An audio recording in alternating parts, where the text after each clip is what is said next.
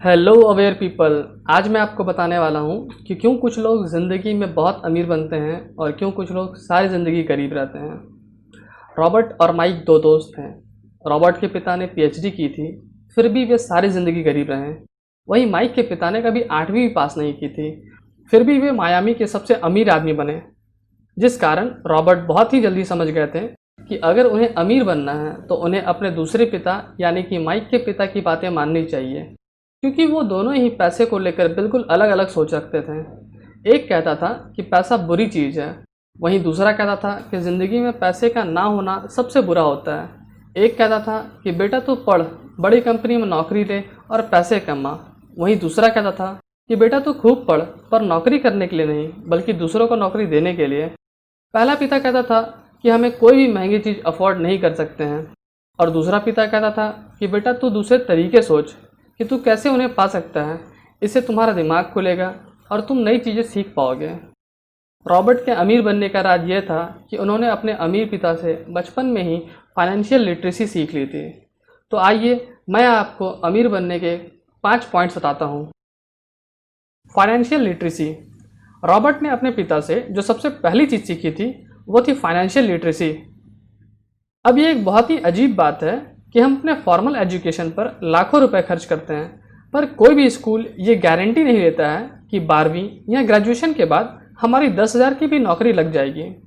उन्हें एक बात समझ में आ गई थी कि अगर पैसे कमाने हैं तो मुझे स्कूल पर निर्भर नहीं रहना होगा।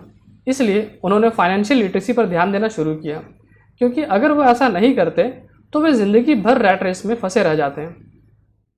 Rich people don't work for money. एक साधारण व्यक्ति की सोच ये होती है कि मैं पढ़ लिख कर एक अच्छी नौकरी करूं, जहां मुझे ज़्यादा से ज़्यादा पैसे मिले। फिर वो और मेहनत करता है, प्रमोशन लेता है, पर ज़िंदगी में कभी भी अमीर नहीं बन पाता, क्योंकि वो महीनों के 30 दिन सिर्फ इसलिए काम करता है कि महीने की पहली तारीख को उसे सैलरी मिल जाए। और ऐसा करना गलत भी नहीं है, पर इसमें दिक्कत यह है कि वो ज़िंदगी भर सरकार को टैक्स, लोन और बिल्स जमा करता रह जाता है। वहीं अमीर व्यक्ति की सोच यह होती है कि वो कोई ऐसा काम करे जिससे कि कुछ समय के बाद उसे काम ना करना पड़े, बल्कि पैसा उनके लिए कड़ी मेहनत करे। इस मॉडल को अपनाने से वो जल्दी ही फ्री हो जाते हैं और उन्हें कभी काम भी नहीं करना पड़ता है। Difference between assets and liabilities. दोस्तों, हमें एसेट्स और लाइबिलिटीज़ के फ़र्क को समझना होगा। आज मैं आपको यह बताने जा रहा हूँ, वो कॉमर्स में पढ़ाई जाने वाली बातों से बिल्कुल अलग है। अगर एक लाइन में कहूँ तो एसेट कोई भी वो चीज़ होती है जो हमारे पैकेट में पैसे डालें, जैसे रेंटल प्रॉपर्टी, स्टॉक्स, बॉन्ड, कोई भी बिजनेस जिसमें हमें कम से कम समय देना हो। और लाइबिलिटी कोई भी वो चीज़ होती है जो हमारे पैकेट से पैसे निकालती है, जैसे कि कपड़े, नया फ़ोन, महंगी गाड़ी। इन सब चीज़ों को खरीदने के बाद भी हर महीने मेंटेनेंस पर हमें कुछ ना कुछ खर्च करना ही पड़ता है। बहुत से गरीब या मिडिल क्लास फैमिली के लोग अपने घर को अपना एसेट्स मानते हैं, पर वे भूल जाते हैं कि उस घर से उन्हें कोई कमाई नहीं होती है जो कि आपके पैकेट में पैसे डालें, बल्कि मेंटेनेंस और बिल्स के रूप में हर महीने पैसे निकाल रही है।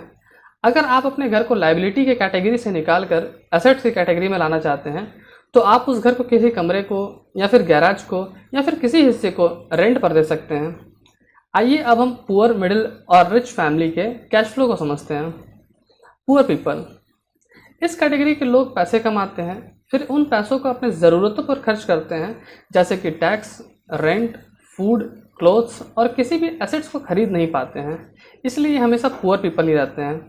मिडिल क्लास फैमिली, इस कैटेगरी के लोग पैसे कमाते हैं, उसे अपने मंथली एक्सपेंस पर खर्च करने से पहले ही ये लाइबिलिटीज़ खरीद लेते हैं, जैसे कि नया फ़ोन, नई लैपटॉप, नई गाड़ी, नया घर, जिससे उनको अभी ज़रूरत भी नहीं थी। इसलिए वे एसेट्स पर ध्यान ही नहीं दे पाते हैं। अपनी लाइबिलिटी को खरीदने के बाद वो अपनी मंथली एक्सपेंस पर ध्यान देते हैं। रिच पीपल, इस कैटेगरी के लोग पैसे कमाते हैं और सबसे पहले एसेट्स खरीदते हैं, जैसे कि स्टॉक्स, बॉन्ड्स, शेयर्स, बिजनेस, और फिर बाकी बचे पैसों से मंथली एक्सपेंस करते हैं। इसलिए इन लोगों के एसेट्स कॉलम हमेशा ही बढ़ते रहते हैं। फिर कुछ दिनों के बाद समय ऐसा आता है कि अगर ये कोई काम ना भी करे तो इनके इनकम में कोई फ़र्क नहीं पड़ता है। Work for yourself. गरीब व्यक्ति ज़िंदगी भर इसलिए गरीब रहता है क्योंकि वो हमेशा दूसरों के लिए काम करता है, जैसे कि सरकार, बैंक और उन लोगों के लिए जिनके बिल्स वो पे करता है। ऐसा इसलिए होता है क्योंकि हमारे एजुकेशन सिस्टम हमें यही सिखाता है। लेकिन इनमें एक प्रॉब्लम होती है कि ये लोग साइड से कोई और बिजनेस नहीं करते हैं, अपने एसेट्स कॉलम को मजबूत करने के लिए कोई काम नहीं करते हैं। अमीर बनने के लिए हमेशा अपने एसेट्स कॉलम पर काम करना होता है। एक व्यक्ति के गरीब होने का सबसे बड़ा कारण यह भी होता है कि वो ज़िंदगी भर बहाने बनाता है कि हमारे पास टाइम नहीं है, हमारे पास पैसे नहीं है, हम में बिज़नेस की समझ नहीं है। तो बहाने बनाने के बजाय आप नॉलेज लें और स्टेप बाय स्टेप आगे काम करें। पे योर सेल्फ फर्स्ट। रॉबर्ट का कहना है कि एक गरीब या मिडिल क्लास के लोगों को जब सैलरी मिलती है तो वो सबको पे करता है, जैसे कि राशन वाले को, दूध वाले को, स्कूल को, पर खुद को कभी नहीं करता है। उनका कहना है कि हमें सबसे पहले खुद को पे करना चाहिए और फिर उसके बाद ही अपने एक्सपेंस पर खर्च करना चाहिए।